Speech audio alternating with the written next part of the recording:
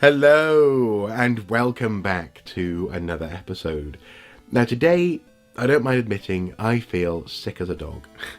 I feel rough as a badger's behind. But I simply had to talk about what I had planned to talk about today. I had this video scheduled in the diary and I really wanted to share with you one of my favourite Star Wars comics. So this video may be a bit shorter than I had planned. It may not be as comprehensive as I otherwise would have done. But at least I will have told you about it, and I may well return to this in the future, and frankly it deserves it. But it's that kind of a day. I simply had to get this off my chest, along with a lot of phlegm apparently. As you know from the title of the video, I am talking about Star Wars Tales of the Jedi, the Golden Age of the Sith. This is a six-part comic book story or series that was released in 1996 by Darkhorse Comics. And I first came across this story in 1999, actually, just after I'd seen Star Wars Episode 1. I had gone into the school library, and yes, our high school had a pretty cool library, because there, in a lovely sort of very dog-eared but also laminated kind of copy, very library-ish book, was this book. And I was just becoming familiar with Star Wars, and I think I've talked about this in a previous video where, you know, I'd grown up seeing things like the Millennium Falcon and the pop culture references, but I hadn't, you know, Star Wars was not yet mine. I did not yet understand what Star Wars was. Now, having seen Star Wars Episode 1, I was curious about what this book was, and initially I was a bit disappointed because, well, there aren't any direct connections to what I'd seen in the cinema. This story is set 5,000 years before, I think, the Battle of Yavin, at least, and about 1,000 years before the computer game Knights of the Old Republic. So this has very, you know, the loosest of tangential links to what happens in Star Wars Episode 1, in so much as it's a story about the Sith. And in that sense, I suppose I was curious, and I followed that thread because of The Phantom Menace, because the Sith was such a mystery in that film. I wanted to know where they came from. The story begins with Jedi Knight Odan-Urr, who immediately was a surprise to me because he's not a human. So far, I'd only really noticed the human and more humanoid-ish Jedi, as it were. You know, even Plo Koon looks more humanoid than Odan-Urr. But he's an interesting chap, because actually I very much relate to him. He's a scholar, he's interested in history, and he is, the story opens up with him talking about the history of the Dark Jedi, where there was a schism in the Jedi Order, and the Dark Jedi were banished into parts unknown. And that sets the tone, a cool sort of dark kind of, you know, ooh, little rippling underbelly for the story, just when he is called into battle on Koros, I believe, the Koros system. The Koros system is currently undergoing its unification war under Empress Teta, or Teta, and we are told that history would later call this system the Empress Teta system. There are 7 planets, and there's one left that's not joined this unified entity. And there was a conflict unfolding on that planet, and Odan-Urr has been sent by his master Uru, who is himself a fascinating Jedi, a Jedi that's sort of this giant entity in a great big glass case that's hovering around. It's, again, the visuals in this story were, in that sense, very, no pun intended, alien compared to what we'd seen, or what I'd seen so far. So Odan-Urr arrives at the conflict and aids in victory by assisting the local Jedi representative, the advisor to the Empress, in a technique called battle meditation, where they raise the hopes of their allies, and they magnify the fears of their enemies. And this results in a battle that has fewer casualties than otherwise there might have been. The battle ends quickly, essentially. But in raising the fears of the enemies, they also magnify the desperation. And a few straggling, desperate, terrified soldiers in the enemy ranks start just to shoot at anything and everything they can. They're going to go down fighting. Now at this point we see a blockade runner, a ship being piloted by a couple who just wanted to drop supplies off to the embattled citizens of the planet, get shot down and destroyed.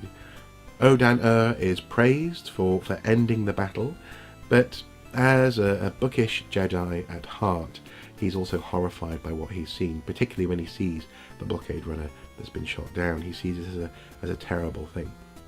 At this point, we join Gav and Jory Daragon, a brother and sister who are, I suppose, the protagonists of the story. Odan-Urr is the starter, and the adventures of Gav and Jory are the main meal.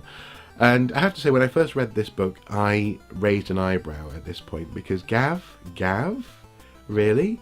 Being from North Wales, Gavin is a very popular name, or was a very popular name certainly when I was a kid, amongst many people in North Wales. And so it was a bit weird hearing the name Gav in a Star Wars film, but I went with it. Anyway, these are the children of the unfortunate couple who were shot down in the blockade runner during the conflict.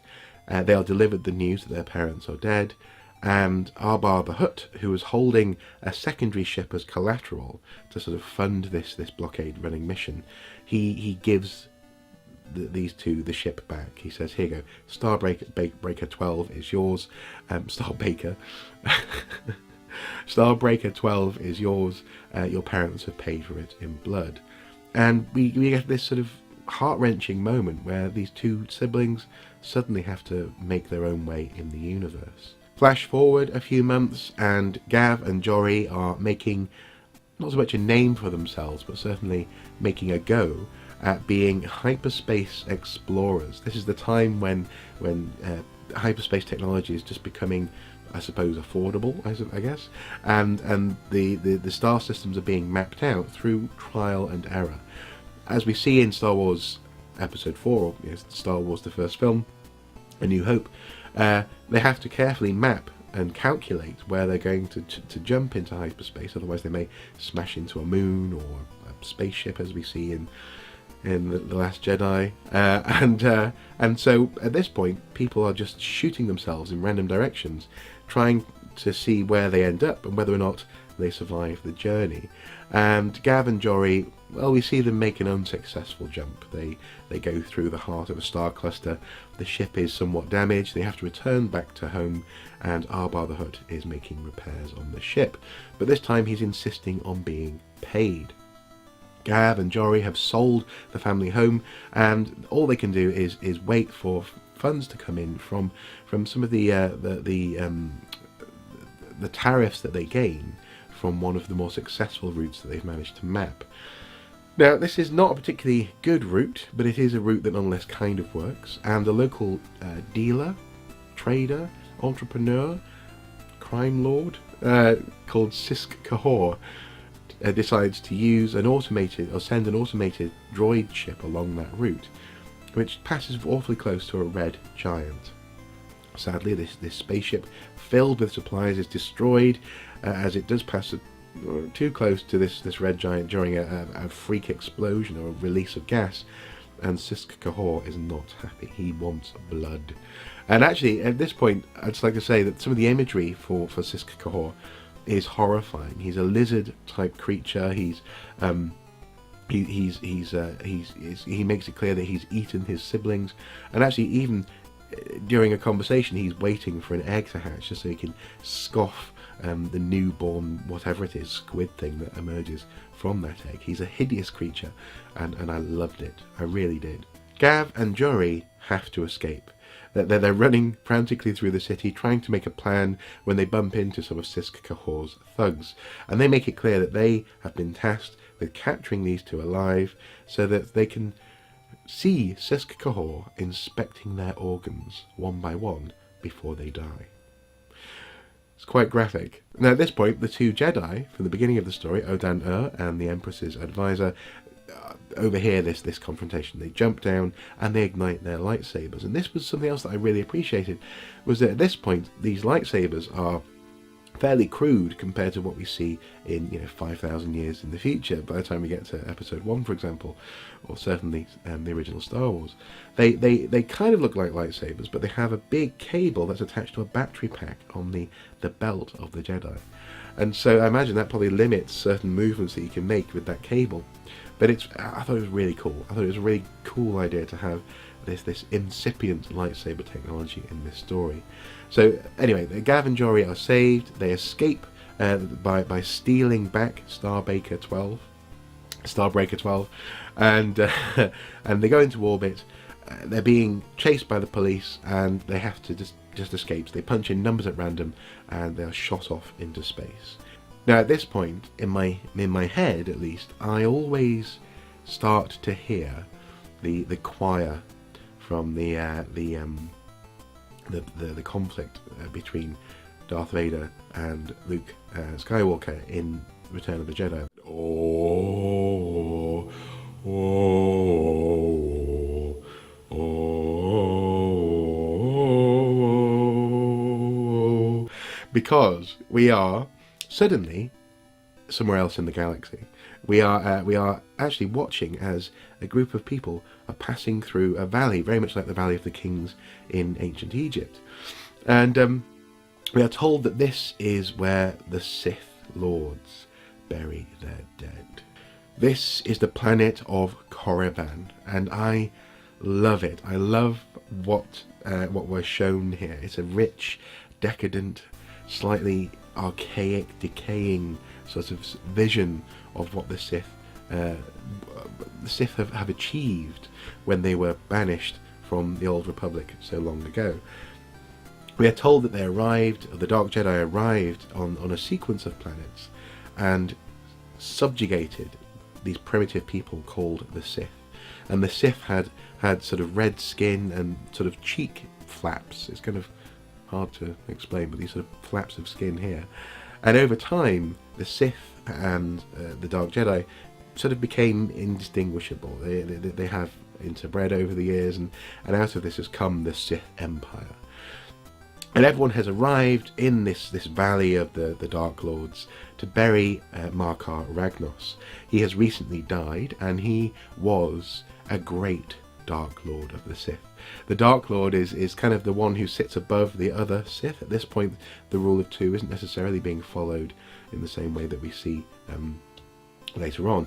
And the Dark Lord is a position that obviously other Sith vie for, very much like I suppose Alexander the Great or a king and his barons or something like that. There are lieutenants and underlings who want to know who's coming next, and there are some ambitious folks there.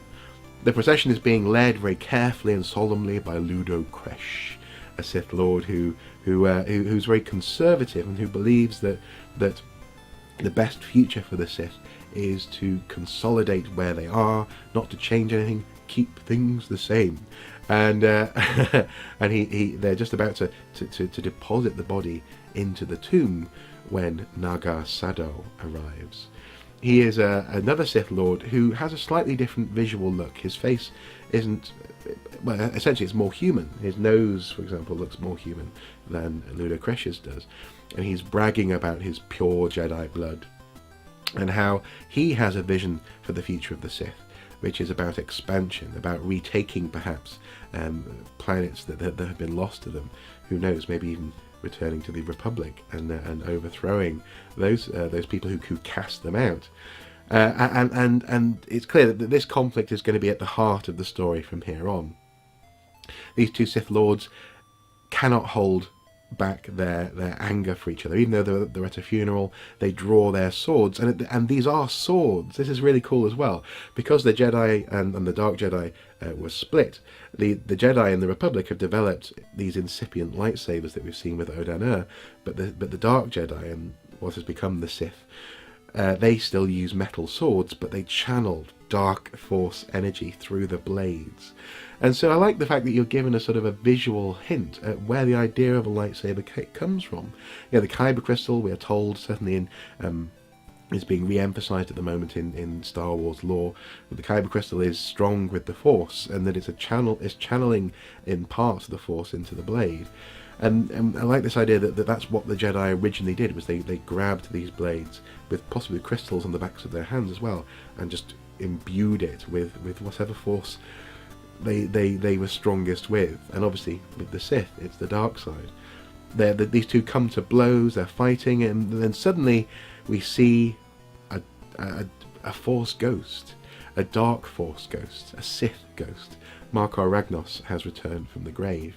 As with any great Dark Lord of the Sith, the grave is not the final destination. And he stops the fight. And in my head, I'm hearing this sort of echoey, stop, stop, stop. The sort of echoey, sort of booming voice. And he explains to them that they need to tread carefully. They need to choose the battles they fight wisely. He gestures to the whole valley and says, "This is our golden age. We must be careful, for what comes next for the Sith may not be what you hope." And at this point, Gav and Jory, they fly overhead, literally down the valley, come to a land and go, "Hello!"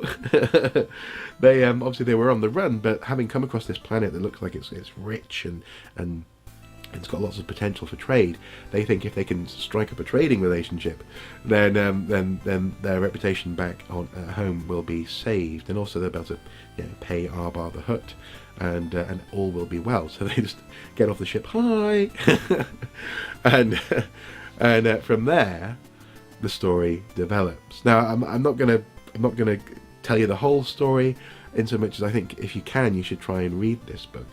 But what I would say is that this is all about how the Sith, or the Dark Jedi, went away, became the Sith, and then how they were reintroduced back into the world of the Republic, the world of Star Wars that we see later on. It's actually, if you know the Star Wars history, which I'm not sure is still canon, it might be Legends now. It's interesting how this stuff unfolds, these ambitions, the Sith Wars and all this sort of stuff. Now, I think it was probably around about that point in the story that I closed the book anyway, and went and borrowed it from the library, as opposed to just reading it sat on the floor in the corner or something. I was hooked. I was fascinated by some of this ancient Star Warsian technology, which is still futuristic to us, hyperspace and all that. But also as well, I was fascinated by the richness of what I was seeing in terms of this Sith culture. Again, I think it appealed to my historian, my archaeologist, and what I would later become professionally, as it were. So I simply had to read it, and if you can, I would strongly recommend that you do give the story a go. Now, sadly, my voice is starting to fail, so I'll just quickly say this isn't the best Star Wars comic I've ever read. It really isn't, although it is probably the Star Wars comic that's made the most impact on me. This comic very much formed and shaped my early interest in Star Wars. It inspired me to look beyond the films, and also it inspired me to have that freedom to sort of fill in some of the blanks, a bit like Warhammer 40k. They give you the codices, for example, for certain Space Marines, but then you can make up your own chapter if you want, your own type of Space Marine. The same sort of goes here, and this is the type of, I suppose, spirit and fan power, fandom that really, I guess, drove the expanded universe as was. When people were writing essentially sanctioned fan fiction. Well, that's how this feels, and I really appreciate it for that. At times the story does feel a bit disjointed. It feels as though the writers are really having to work hard to connect Odan-Urr to Jory and Gav, and have that connection to the Sith Empire, which links back to that first part where Odan-Urr is telling us about the story of the Dark Jedi. It feels a bit convoluted in some respects, but as a whole, it's quite rich.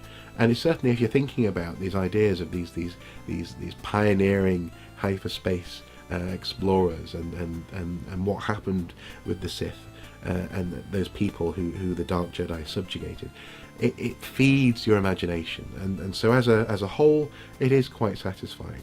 the artwork is simultaneously good but also bad. In places, I'd say that the artwork in this 6-part series runs a gauntlet of being overly busy and a bit confusing, to bland, to actually really quite interesting and exciting.